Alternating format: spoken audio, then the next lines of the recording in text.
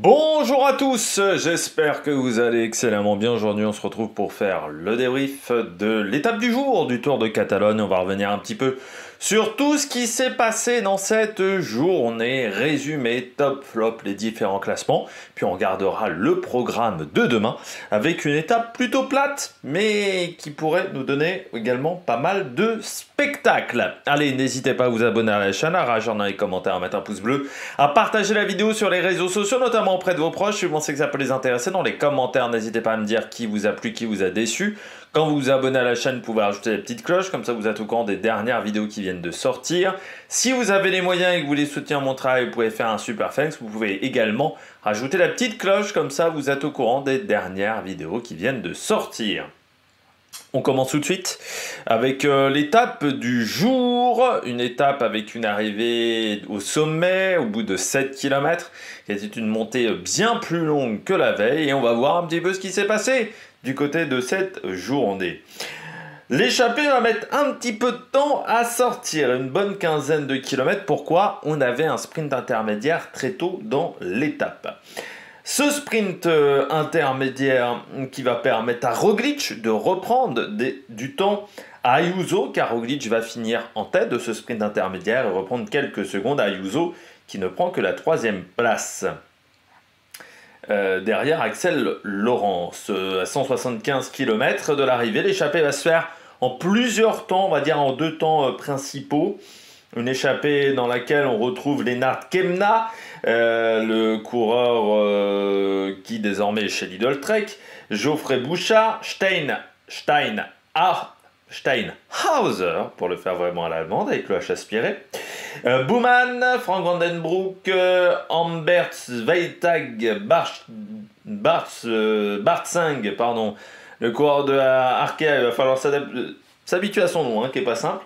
On avait également Herrada, on avait également Brio-Roland, Fagundes, et Germany, Uriarte et Stone-Mitted. Pendant un long moment, on a cru que c'était Para, du côté de la Kern Pharma, et en fait non, c'était Uriarte. Ces hommes qui vont prendre environ 3 minutes 15, 3 minutes 30 d'avance lors du direct télé, on aura l'avance maximum. Au sprint intermédiaire, c'est Uriarte qui passe en tête, au 2e sprint intermédiaire de la journée.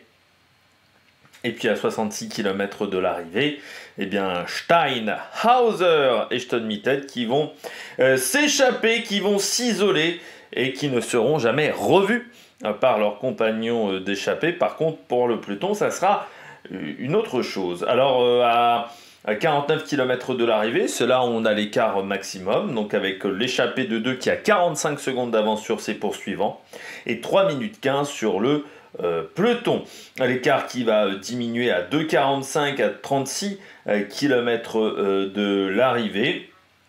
Un écart encore aux alentours de 2 minutes 19 lors des 20 derniers kilomètres, et encore une 54 à 13 km de l'arrivée. Mais à partir de ce moment-là, la UAE va faire un énorme tempo avec Ineos, et ce qui fait qu'au pied de la dernière difficulté du jour, l'écart est aux alentours d'une minute 10. Steinhauser va réussir à s'isoler par rapport à Stone-Mitted. Il a encore 30 secondes d'avance à 4 km 700 de l'arrivée. Mais Juan Ayuso va faire une première accélération à 2 km 300, suivi par Landa qui va se faire un petit peu pâter le caisson. Roglic, lui, reviendra dans un second temps. Ce petit groupe qui va assez peu collaborer, Ayuso et Roglic, on sent qu'il y a une bagarre entre les deux qui commence à se profiler pour le futur Giro potentiellement. Donc on sent que ça se tire un peu la bourre et que ça ne veut pas totalement dévoiler son jeu à son adversaire. À 500 mètres, on pense qu'il va y avoir un regroupement avec le groupe de derrière. On retrouvait Gal, Van Etvelt, Lenny Martinez, mais non. Les deux de tête vont réussir à rester devant. Roglic lance ce sprint en première position. Il ne ferme encore pas la porte à l'intérieur à Juan Ayuso, mais à la fin, contrairement à la veille, c'est le Slovène qui s'impose. Allez, on regarde tout de suite les coureurs au top.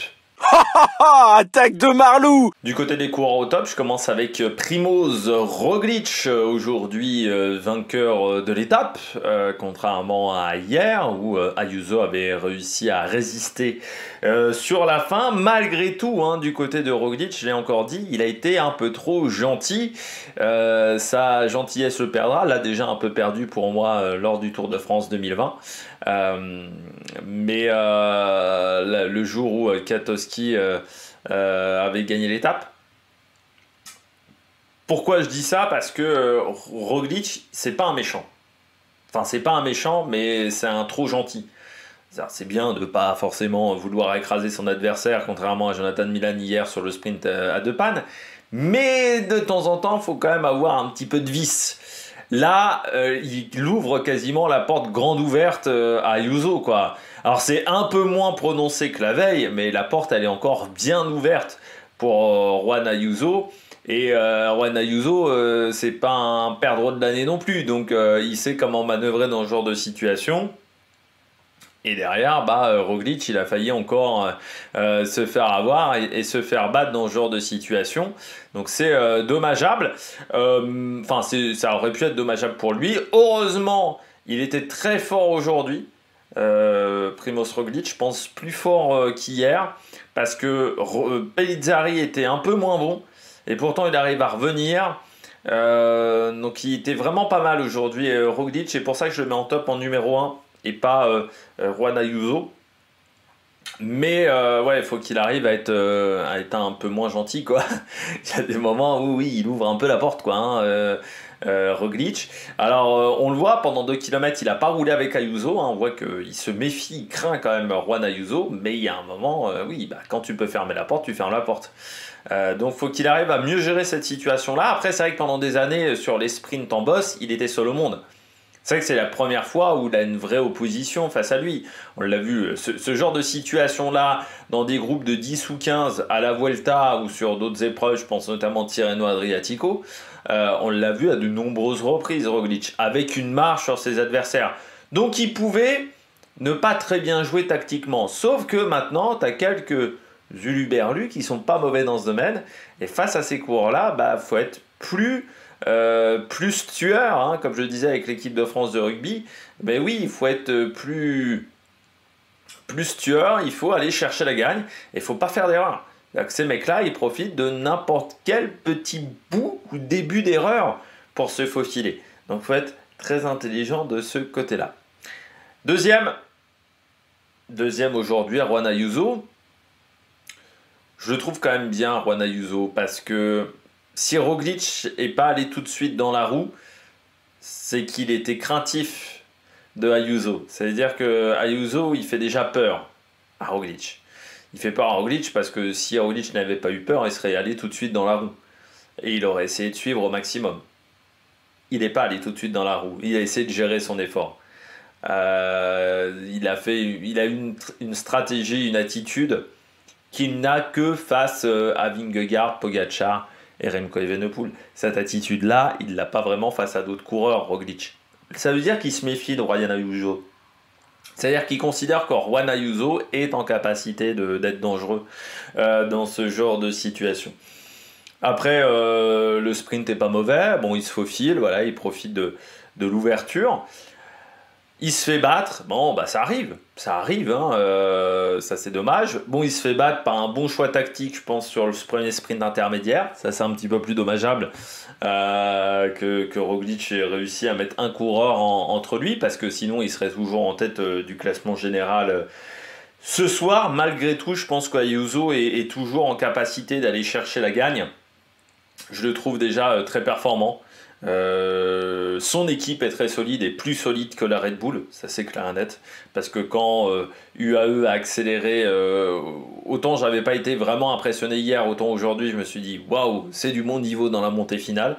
J'ai trouvé que là ils ont fait du bon job. Hier j'avais pas été vraiment impressionné, là aujourd'hui voilà, j'ai trouvé la grande UAE qui est capable de faire sauter beaucoup de coureurs, parce que en gros quand Ayuso accélère, ils sont une dizaine, et encore une dizaine, vous avez des coureurs qui ont du mal à suivre dans ce petit groupe qui laisse de temps en temps des petites cassures. Donc c'est une dizaine, mais voilà, quoi, c'est compliqué pour certains coureurs. Et puis moi j'ai bien aimé Erwan Ayuso, c'est qu'il sait pas... Roglic passe pas, ou passe des tout petits relais. Il s'est pas énervé, il s'est pas mis en colère. Ça reste un coureur qui est jeune. Il a plutôt bien joué tactiquement, Juan Ayuso. Là aujourd'hui, bon, il emmène un peu le groupe.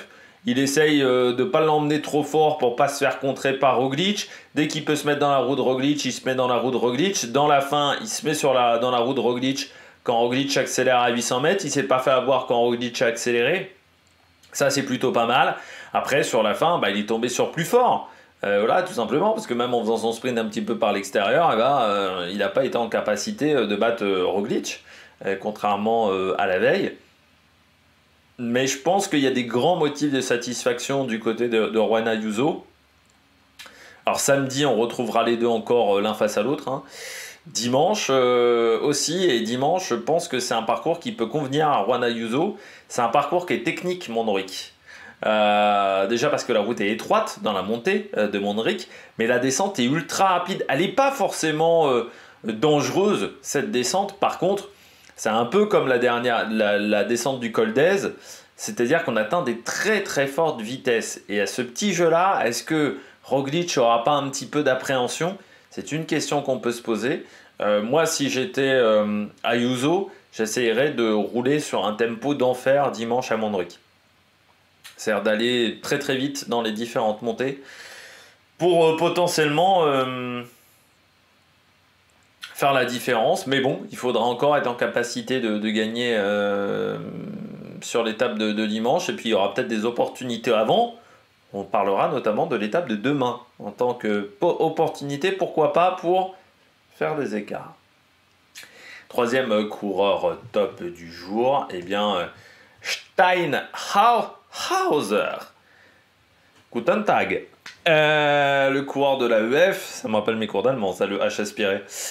Steinhauser, parce que comme il y en a des qui me font chier avec Bauhaus, maintenant je fais également le H aspiré. Parce que certains trouvaient que c'était pas suffisamment bien, donc maintenant je fais également le H aspiré, ce qui n'est pas du tout fluide. Mais du côté de Steinhauser, eh bien le coureur de la EF, moi je suis toujours impressionné, c'est sa capacité de résistance.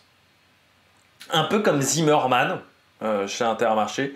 Je trouve que c'est des coureurs, quand tu les vois en échappée comme ça en montagne, tu peux pas leur laisser beaucoup de marge. Et aujourd'hui, de toute manière, on n'a pas laissé beaucoup de marge à l'échappée. Pendant très longtemps, l'écart était aux alentours de 2 minutes, parce qu'on avait un groupe de 15, mais aussi parce qu'on savait qu'il y avait des sacrés guélurons dans cette échappée. Bouchard, Kemna, Steinhauser, ou même Frank Vandenbroek également, Uriarte, qui n'est pas non plus le dernier dans ce genre de situation. On savait qu'on avait des très très bons baroudeurs, et Steinhauser, bah, c'est pas pour rien qu'il a remporté une étape sur le Tour d'Italie. C'est un sacré coureur résistant. Là pourtant il a qu'une minute d'avance, hein. 1 minute 8 km, sur une montée où il y avait quand même des bons pourcentages. Tu sais très bien que ça va être quand même léger. Il se fait reprendre à 2,5 km de l'arrivée. Alors que pourtant, UAE et Ineos sur la portion de plat, mais UAE surtout dans la montée, a fait un énorme tempo. Même Lenny Martinez l'a dit en interview après l'arrivée, où il a dit oui, le tempo qu'a fait Ineos, qu'a fait UAE, plutôt impressionnant. On était tous un peu à bloc, quoi, hein, dans la montée. Et malgré ça, bah, il ne se fait pas reprendre si facilement que ça. Pourtant, il fait quasiment toute la montée en solitaire, hein. Je te demi-tête, lâche quasiment d'être pied. Et il arrive à prendre ce rythme de croisière. Il est très très fort dans cet exercice-là, de travail au seuil. Il est vraiment très très bon. C'est même assez surprenant qu'il soit très bon dans ce travail-là et pas si bon que ça dans le contre-la-montre. Parce que c'est pas forcément le meilleur coureur, le meilleur grimpeur dans le contre-la-montre. Alors qu'il est très très bon pour garder la même allure et tenir vraiment l'allure pendant très longtemps. Et c'est vrai qu'il a été très solide aujourd'hui, Steinhauser. Donc on peut saluer l'échappée qu'il a effectuée parce qu'il a une capacité de résistance qui est assez dingue. Peu de coureurs ont cette capacité-là. Il est vraiment très bon. dans ce genre d'exercice. Et puis je termine avec Félix Gall, le coureur de la Décathlon, à G2R, très bon aussi aujourd'hui, Félix Gall, qui a fait du bon boulot. Moi j'avais un peu peur. J'avais un peu peur pour Félix Gall, c'est quand j'ai vu Ayuso sortir à 3 bornes, et je me suis dit, oh, à partir de maintenant, ça va être que des attaques. C'est-à-dire, Ayuso, encore une fois, je compare toujours à Contador, mais pour ceux qui ont connu le cyclisme, encore une fois, dans cette période-là, je dirais entre 2007 et 2012, 2013, parce qu'en gros, 2012-2013, c'était un cyclisme où on avait un enchaînement de petites attaques, de petites attaques, de petites attaques, de petites attaques. C'était ça le principe. C'est-à-dire que Contador avait inventé cette manière de faire, c'est-à-dire d'enchaîner les petites accélérations, et les grimpeurs plus classiques qui tenaient un tempo avaient plus de mal parce qu'il y avait souvent d'accélération. C'est ce qu'on retrouve un petit peu sur le Giro, l'année où Dumoulin gagne. On avait tendance aussi à avoir des montées comme ça avec un rythme qui était très irrégulier. Et je me suis dit, Gall n'est pas très bon dans ce registre-là. Gall, c'est un pur grimpeur, il est bon pour avoir un bon petit tempo, il n'a pas beaucoup de punch. Quand j'ai vu Ayuso sortir, je me suis dit, ça va être compliqué. Quand j'ai vu Landa lâcher, je me suis dit, Landa il s'est mis dans le rouge. Dans quel état va être Félix Gall? Je n'étais pas très rassuré. Je me disais, il était en plus pas hyper bien positionné quand Ayuso accélère, il est plutôt dans les derniers du groupe. À ce moment-là, je me dis, Gall, il doit être lâché, hein. Il doit être avec Egan Bernal, avec Lorenz de Plus, avec des mecs comme ça. Et non, il a été vraiment bon dans les 3 derniers kilomètres. Ça veut dire que la forme est là. Mais c'est assez marrant parce que son Tour de Catalogne ressemble un petit peu à son Paris-Nice.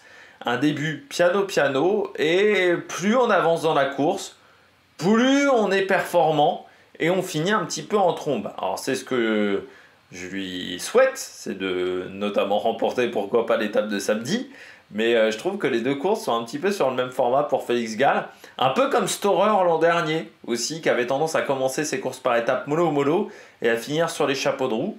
Mais c'est souvent sur la fin qu'on est en capacité de faire des écarts et de reprendre beaucoup de positions. Donc il faudra se méfier du côté de Félix Gall samedi, parce que s'il monte en puissance, ça pourrait être un coureur dangereux. Malgré tout, il faudra passer l'étape de demain, ce qui ne sera pas si facile que ça pour le coureur autrichien. Allez, on regarde tout de suite les bonnets d'âne. Premier flop du jour, premier bonnet d'âne du jour, Ben O'Connor. Pas top Ben O'Connor, hein. Pas top du tout, surtout si on compare à l'an dernier, où il avait été très bon en début de saison, hein, notamment sur l'UAE Tour, mais toute la période avant le Giro, il avait été vraiment très efficace. Là aujourd'hui, il est lâché assez tôt, il se prend 53 secondes, encore dans la vue. Pas très rassurant pour l'Australien. Encore une fois, comme je dis toujours, très compliqué de réussir à confirmer, hein, c'est toujours un peu le problème pour les coureurs. C'est-à-dire que faire une bonne saison, ça, beaucoup de coureurs savent le faire. Par contre, faire 1, 2, 3, 4 bonnes saisons, c'est plus difficile.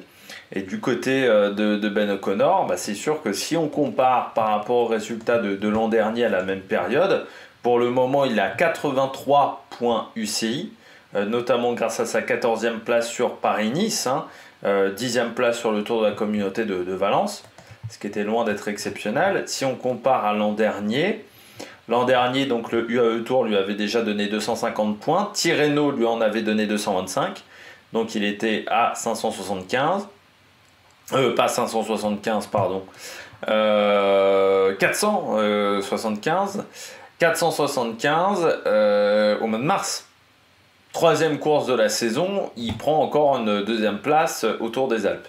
À l'époque, il avait fait une course au mois d'avril. Donc si tu regardes à ce moment-là de l'année, il avait 475 points, pas 81. Si on regarde 2023, tiens, on peut essayer de comparer avec une année précédente. Il avait fait le Down Under, il avait pris 175 points, il avait fini 13e de Tirreno, et sur le Tour de Catalogne, il avait fini 14e. On est plus sur ce rendement-là pour le moment. Et il avait fini 17 du Tour de France. Et il avait été en grande difficulté sur le Tour de France.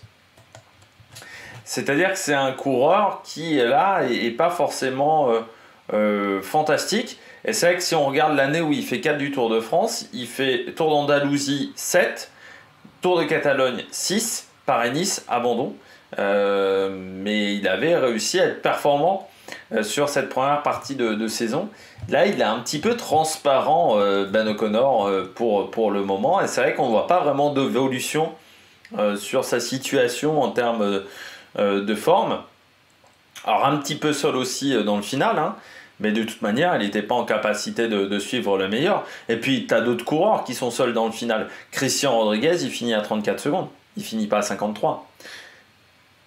Donc, il est distancé et c'est vrai que c'est une journée moyenne, très moyenne, voilà, pour le coureur australien. Donc, on verra ce que ça va donner pour la suite, hein, pour Ben O'Connor. Mais je trouve un début de saison assez moyen, voilà, du coureur australien. Deuxième coureur flop, j'ai mis Bernal, mais en gros c'est la Ineos. Mais c'est peut-être plus particulièrement Bernal. Je trouve qu'on a eu la Ineos ancienne génération, c'est-à-dire une équipe qui roule, mais tu te demandes pourquoi. Moi, au moment où ils roulent, je me dis, oh, ils vont tenter un truc de loin, ils vont tenter une offensive de loin. Il y a Bernal ou de plus, il y en a un des deux qui va tenter un truc. Et puis bah, tu t'aperçois qu'au final non. Et tu t'aperçois qu'en plus les coureurs n'arrivent pas à suivre les meilleurs, ils sont dans le deuxième peloton. Parce qu'aujourd'hui, bon, Lorenz de plus, même si c'est un coureur qui est talentueux, Lorenz de plus, tu sais très bien que sur un grand tour, il fait entre 8 et 13, 14 maximum s'il y a des abandons et si, on va dire, toutes les circonstances sont réunies. Kegan Bernal, bah, tu sais qu'il a beaucoup de difficultés à enchaîner les performances. C'est vraiment là-dessus où depuis sa chute, il n'a pas récupéré. Pour moi, c'est qu'avant, il était bon un jour, 2 jours, 3 jours d'affilée. Actuellement, il arrive à être bon un jour, il arrive à être bon parfois 2 jours d'affilée, mais c'est déjà beaucoup plus rare. Bon, 3 jours, c'est impossible. Là, il a été performant, je dirais, sur la première partie de course, oui, mais voilà, on arrive au 4e jour. Et il n'arrive pas à enquiller les hauts niveaux de performance. C'était déjà ce que je le reprochais l'an dernier. C'est encore le cas aujourd'hui. Et le problème chez Ineos, c'est que pour le moment, on n'arrive pas à sacrifier tant que ça Bernal en tant qu'équipier. Ce que Quick-Step avait fait avec Alaphilippe, notamment, où il était devenu équipier de Remco Evenepoel et on avait réussi à sacrifier Alaphilippe pour Remco Evenepoel. Ineos n'arrive pas à le faire par rapport à Bernal, par rapport à Lorenz de plus, par rapport à d'autres coureurs. Alors aujourd'hui, ça n'aurait peut-être pas suffi, voilà, mais on aurait peut-être pu réduire l'écart de 4-5 secondes. Pourquoi pas si Bernal s'était sacrifié pour Lorenz de plus. Et puis oui, moi ce qui m'a énervé aujourd'hui, c'est que j'ai eu l'impression de retrouver l'ancienne Ineos, ce fameux rouleau compresseur, en plus en moins bien que ce qu'ils étaient en capacité de faire auparavant, où ils étaient en capacité de mettre 4-5 coureurs et les autres équipes n'arrivaient pas à les déborder. Donc déjà c'était moins bien fait. Et ensuite, pour quel intérêt de rouler à ce rythme-là? C'est-à-dire qu'on a cramé un équipier, 2 équipiers pour pas grand-chose.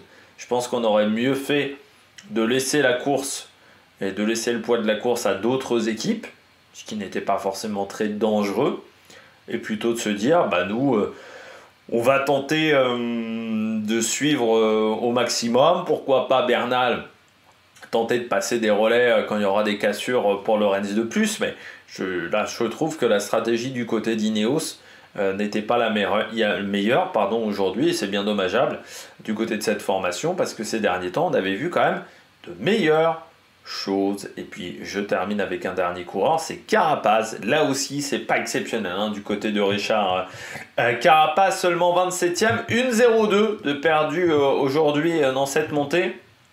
C'est vrai que du côté de Richard Carapaz, début de saison vraiment pas bon. 18ème de Tirreno, 9ème du Tour des Alpes-Maritimes, qui sont ses 2 meilleurs résultats de la saison. Jusqu'à maintenant, il est un peu en difficulté. Ça me rappelle beaucoup sa saison 2023, ce qui n'est pas très rassurant, où en 2023, il avait eu beaucoup de mal à être performant. Il avait un peu essuyé les plâtres au fur et à mesure. Et c'est vrai que on peut commencer à avoir des inquiétudes hein, du côté de Richard Carapace, puisque 2023, en gros, il n'a jamais réussi à performer à part sur la toute fin de saison. Et en 2024, son début de saison était quand même meilleur. Ah bah non, j'ai dit une bêtise. Parce que c'est vrai qu'il avait abandonné sur Tirreno sur chute, mais il n'était pas dans le coup du côté du classement général. C'est vrai que c'est un début de saison qui est loin d'être performant, qui est loin d'être efficace. Sauf que c'est vrai que contrairement à l'an dernier, du côté de Richard Carapace, on va faire le Giro en plus de Tour. L'an dernier, il faisait le Tour. Donc en gros, commencer piano, bon, c'est pas l'idéal, mais jusqu'à Tirreno-Paris-Nice, c'est pas très dangereux. Là déjà, on n'est pas à Tirreno, on est au Tour de Catalogne. C'est bien quand on commence à arriver Tour de Catalogne, Tour du Pays Basque, d'avoir des résultats, d'être en capacité de se mêler avec les meilleurs. Là, pour le moment, du côté de Carapaz, ce n'est pas le cas. Et c'est vrai qu'en 2022, si on regarde, en 2023, pardon, si on regarde, son début de saison avait été très compliqué. Notamment, il avait redémarré très tardivement. Et sur le Tour de Catalogne, je m'en souviens bien, il prenait les échappées, mais en plus, il était lâché très tôt dans les échappées. Des échappées qui n'étaient pas forcément extrêmement performantes.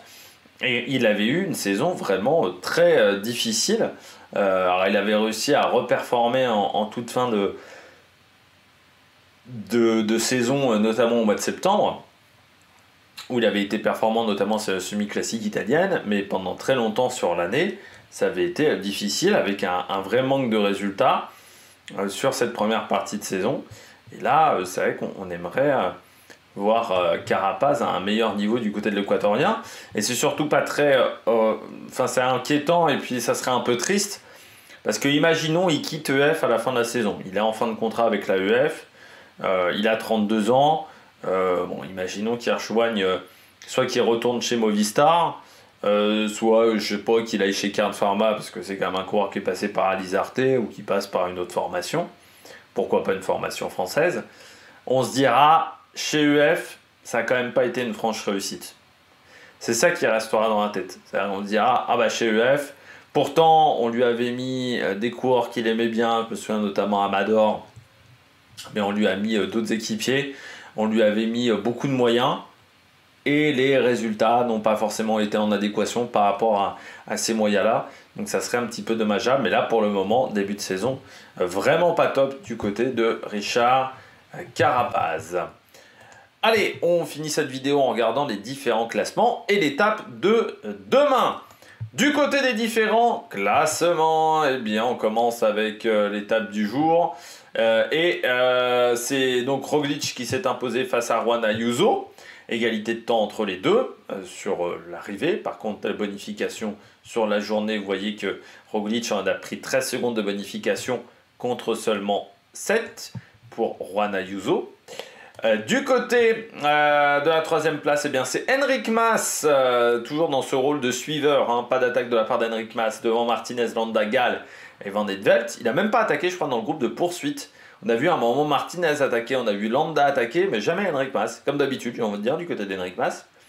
Le Kelderman espagnol. Juan Pedro Lopez qui prend la 6e place. La 9e place, pardon, à 21 secondes, qui s'est un peu écroulé sur la fin. Et Richie Tello, 8e, le jeune américain. Du côté du classement général, on voit que ça reste serré. On a encore 12 coureurs dans la minute. Et on a surtout une égalité de temps entre Roglic et Ayuso. C'est à la place que ça se fait. Égalité de temps, égalité de bonification également.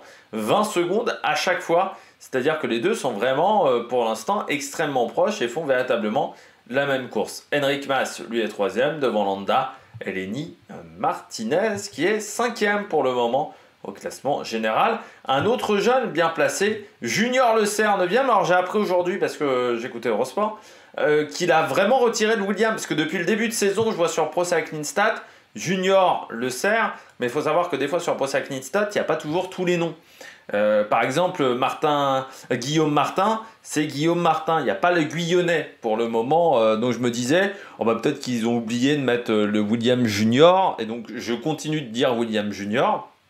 Mais non, il a vraiment enlevé le William.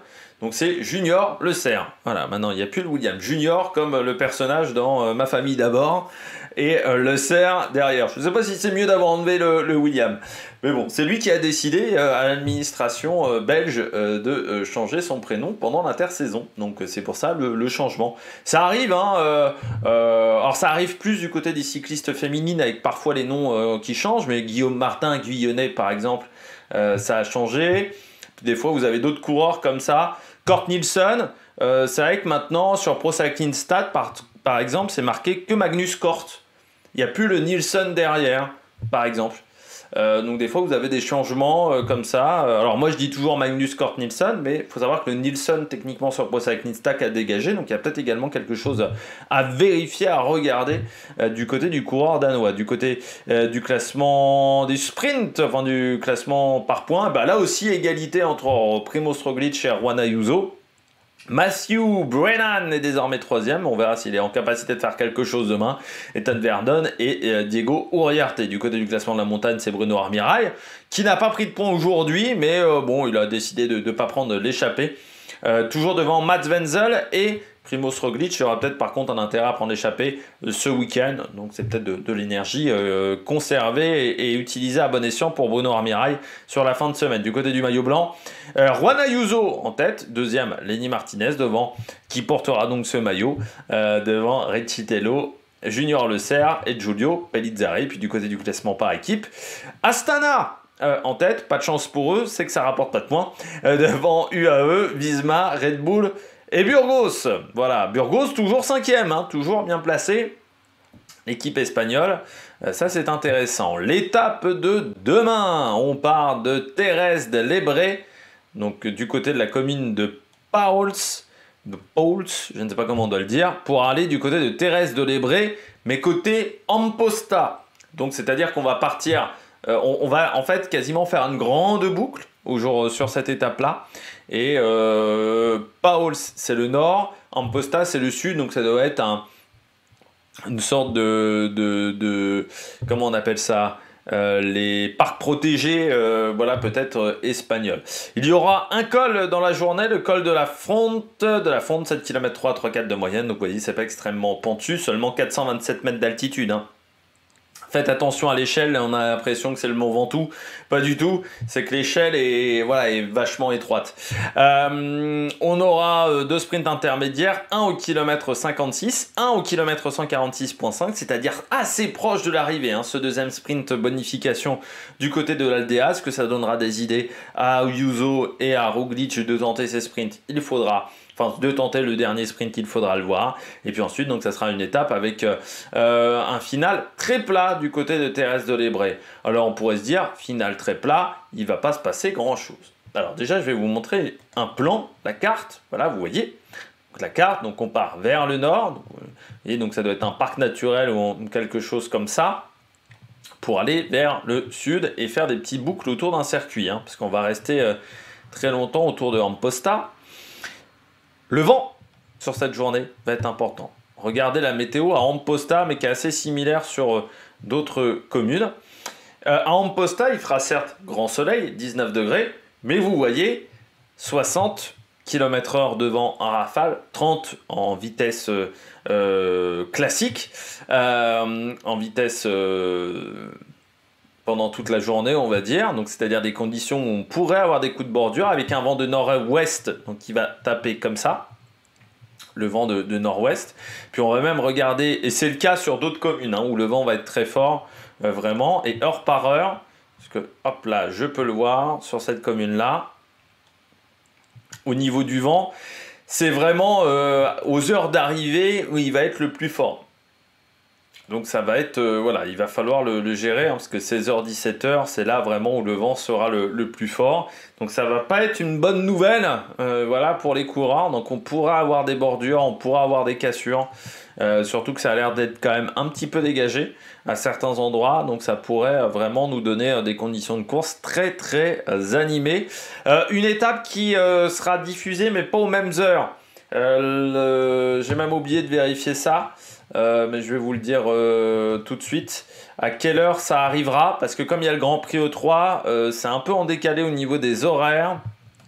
Normalement ça sera arrivé à 16h voilà, du côté du Tour de Catalogne. Donc un petit peu plus tôt, le direct démarrera aux alentours de 14h15 parce qu'il y a le Grand Prix E3. Grand Prix E3 dont on va faire la présentation dans la foulée. Vous inquiétez pas, il y aura la vidéo de la présentation de cette épreuve également sur la chaîne. Allez, n'hésitez pas à vous abonner, à rager un like, commentaire, à mettre un pouce bleu. Et puis nous, on se retrouve pour de nouvelles aventures sur Armeniac Productions. Ciao, ciao!